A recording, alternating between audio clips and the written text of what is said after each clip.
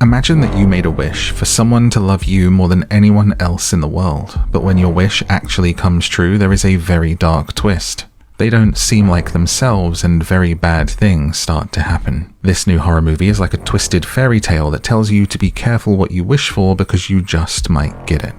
We need to talk about Obsession. People are calling it the scariest and best horror film of the year, and some are even saying it's the best horror film they have ever seen. It's sitting at a 97% on Rotten Tomatoes, the highest of the year so far, and the same score as Sinners last year. So what's it about, and is it actually that good? I'm your freaky. Talk about that insane ending that has people so stunned they're pulling their phones out and recording their reaction in the cinema, and answering all the questions you're left with. Like, how do the wishes actually work? What was really going on? And what happens after the movie ends, with the truth straight from the writer and the director? We'll talk about who the real victims are, because it's not just a horror movie about a crazy girlfriend, it is about something much, much darker. Obsession is about a young man called Bear who has a crush on his co-worker, Nikki. We open with him confessing his feelings. He says, "You're all I think about all day. You're in every song I listen to. You were the only person who was nice to me when I moved here, and when my nana passed away, you were there for me." Except he's not saying it to Nikki, he's saying it to a waitress. He's practicing while his best friend coaches him. This opening is really important, but we'll come back to it at the end when it's going to make more sense. For now, his friend's advice is to wait and ask her at the right time. He says, "All you have is time." Sadly, Bear's cat is dead in the next scene after getting into his grandma's pills. Bear is living in his grandma's house that he either inherited or lived in with her, and her pills are still in the bathroom cabinet. And then, while a Curry Barker film appears on the screen and the title Obsession comes up, we hear Bear sobbing uncontrollably over his cat. And we see him soothe himself by stalking his co-worker on Instagram, looking at her photos, and then she calls him. She's checking to see what time he's coming to quiz night, but his entire demeanor changes. He's now happier, his sobbing stops, and she convinces him to go. While they're on the phone, she says that she just dropped her crystal necklace down the drain, so Bear goes to a crystal shop just as it's closing to buy her a new one.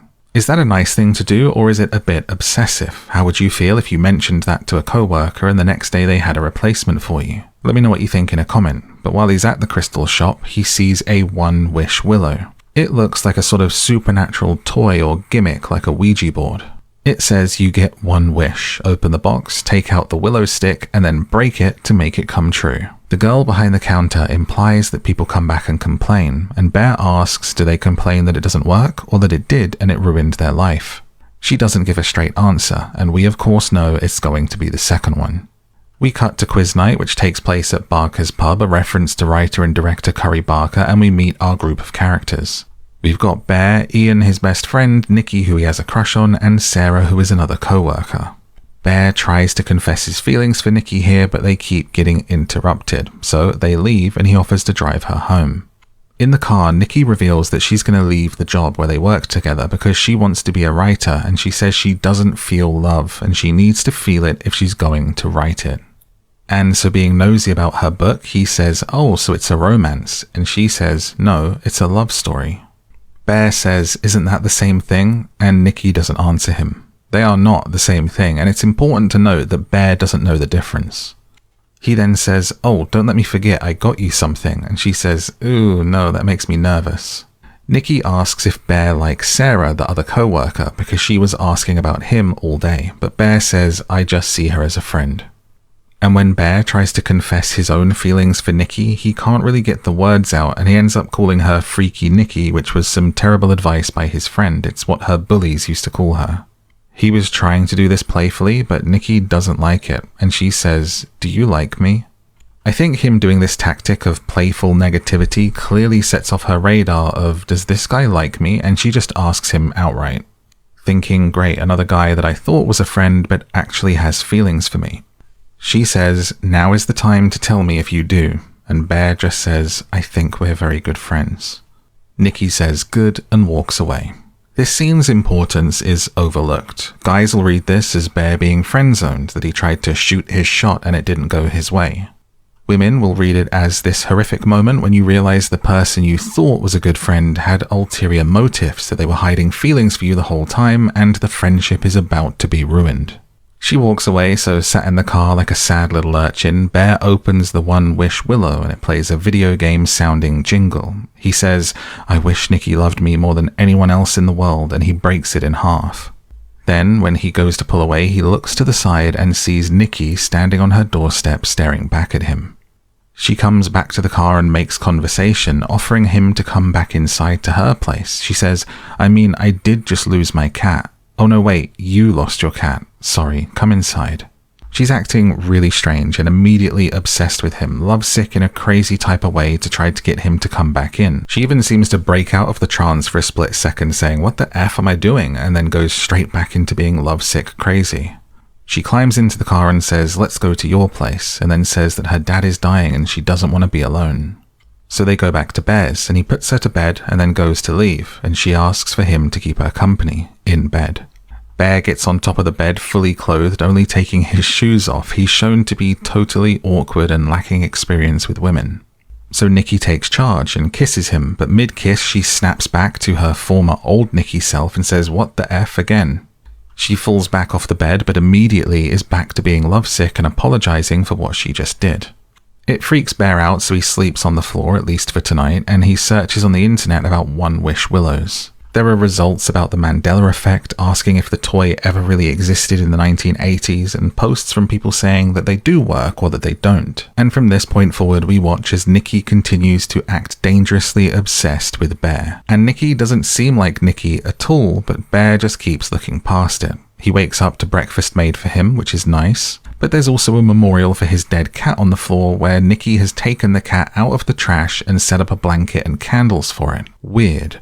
Also, can we talk about how for Bear to be so sad about his cat, he just put the body in a bin bag and took it out to the rubbish? For me, when a pet dies, you actually bury it in the garden or do something else with it. I don't know what you do if you don't have a garden, but you don't just throw it in the rubbish, surely. It's about as much ceremony as flushing a goldfish down the toilet. Anyway, Nikki shows up at Bear's door later in a little red dress and apologizes for the night before, confessing her feelings for him. And we get a montage of them being a couple. It's all lovey-dovey at work, making out, making breakfast, watching movies, and their friends watch on, confused and jealous. It seems like everything is amazing and they're going to live happily ever after in bliss, but this is just the beginning. Bear and Nikki go on a date at a diner and his friend calls and tells him that Nikki's dad is fine, that he's not dying, that he looked into it and she was lying about it. He reveals that Nikki had previously told Sarah that she only looks at Bear like a little brother. This is important. And Bear realizes that his life is the result of the wish that he made with the One Wish Willow. So he goes back to the table and he asks her about her dad, but she starts to freak out. She says to Bear, "Why does it matter?" And he looks for a second and says, "It doesn't matter to me." And we cut straight to them in bed together with Bear on top, just thrusting away. This is an uncomfortable and very questionable scene, as Nikki is making all of the right sounds but staring blankly off to the side away from him.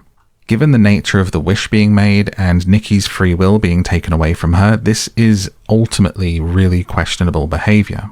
It's basically assault, and it's one of many actions that Bear will take during the course of this movie that will really make you look at him differently. This is a moment of his crossing a boundary and stepping over a threshold for this character. He has just found out that all of this is going on because of the wish that he made, and in the very next scene he is showing exactly what he said to her in the diner. "It doesn't matter to me." He just wants to be with her, sleep with her, and just carry on. And from that choice, things go from bad to worse. He wakes up in the night and finds her standing in a dark corner of the room watching him sleep. She cries and wails like a baby, saying, "You don't love me as much as I do." Her face in that dark corner looks distorted and old, and when she finally comes back to bed, she's hiding her face behind flowers. She slowly reveals that she's back to normal Nikki face and then gets into bed with him, and she screams at him when he tries to get out of the bed. It continues. She cuts his hair while he sleeps. When he tries to go to work, the door is covered in tape. And when he actually goes out of the door, she just stands completely still with a creepy smile on her face, staring at the door, to the point where she just pees herself while waiting for him to come home. At work, Bear eats the packed lunch that she prepared, and inside are Polaroids. One of him says "you," and one of her says "not me." And after he eats some of his sandwich, he finds out that it's his own cat which has been put into the sandwich. Things are going from bad to worse very quickly, and it's clear that Nikki is not herself, and the photo implies that she's not Nikki at all.